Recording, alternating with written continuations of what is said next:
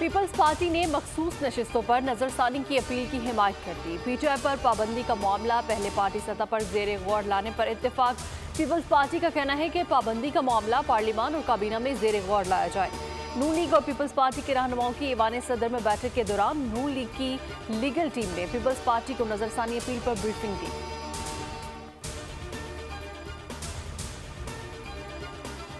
खवातीन को आम इंतखाबात में जनरल नशिस्तों के 5% टिकट्स देने का मामला इलेक्शन कमीशन में केस 25 जुलाई को समाअत के लिए मुकर्रर। अख्तर मिंगल, साद रिजवी, असफन जावली, हाफिज नईमुर्रहमान, खुरम नवाज गंडापुर को नोटिस जारी।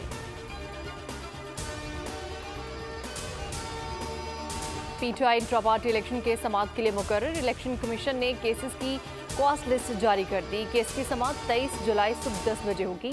इलेक्शन कमीशन ने बैरिस्टर गोहर और राउफ हसन को नोटिस जारी कर दिए। चीफ इलेक्शन कमिश्नर की सरबराही में 5 रुकनी बेंच समाअत करेगा।